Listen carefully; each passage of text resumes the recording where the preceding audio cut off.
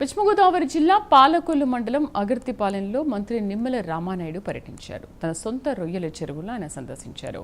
కార్మికులతో కలిసి స్వయంగా చెరువుల నిర్వహణ పనుల్లో పాలుపంచుకున్నారు. రొయ్యలకు మేత కలపడం, చెరువులో వదిజల్లడం వంటి పనులు చేశారు. ఈ సందర్భంగా రొయ్యల పెంపకంలో పాటించాల్సిన మెలకువలు, నిర్వహణ విధానాలపై కార్మికులతో సుదీర్ఘంగా చర్చించారు.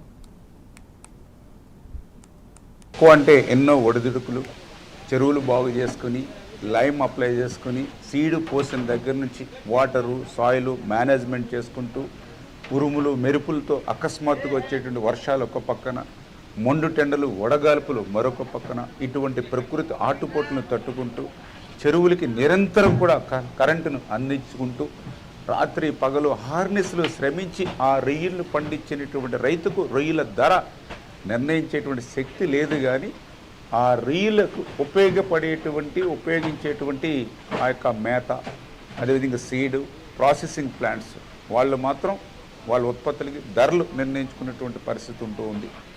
దయవుంచి ఈవేళ అందరూ కూడా గమనించాలి. ఆక్వా బాగుంటేనే మనందరం కూడా బాగుంటాం. ఈవేళ ఈ దేశానికి అత్యంత విదేశీ మార్క ద్రవ్యం అందించేదే ఈవేళ ఆక్వా. ఎందుకు నేను ఈ మాట చెప్తూ ఉన్నానంటే, గత 30 సంవత్సరాలుగా నేను కూడా 1995 ఆ రోజు ఆక్వా నేను కూడా చెరువులు ప్రారంభించాను రైతుగా. ఆ రోజు నుంచి ఈ రోజు వరకు చూస్తూ ఉన్నాం.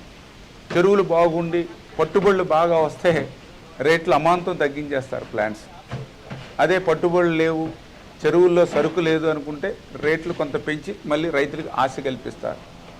అదేవిధంగా ఫీడ్ కంపెనీలు వాళ్ళకి లాభాలు బాగా వస్తే ₹1 తగ్గిస్తారు. లాభాలు రాక నష్టం కనిపిస్తే అమాంతంగా 10-15 రూపాయలు పెంచేసేటువంటి పరిస్థితి. అదేవిధంగా డిమాండ్ని బట్టి సీడు రేట్లు, ప్రోబయోటిక్స్, మినరల్స్ చాలా ఖరీదైపోయినటువంటి పరిస్థితి. అందుచేత ఏజెన్సీలు అందరూ కూడా ఆలోచన చేయాలి. మనం బాగుంటేనే కాదు, రైతు కూడా బాగుండాలనేటువంటి ఆలోచన. ఎందుకంటే నేను కూడా 20-30 సంవత్సరాలను చూసా. నష్టపోయినటువంటి రొయ్య రైతులను చూశాను. కానీ ఈ యొక్క చెరువులు సంబంధించి, ఆక్వాకు సంబంధించి ఆధారపడినటువంటి ఈ ఫీడు, సీడు, ప్రాసెసింగ్ ప్లాంట్స్ ఎక్కడ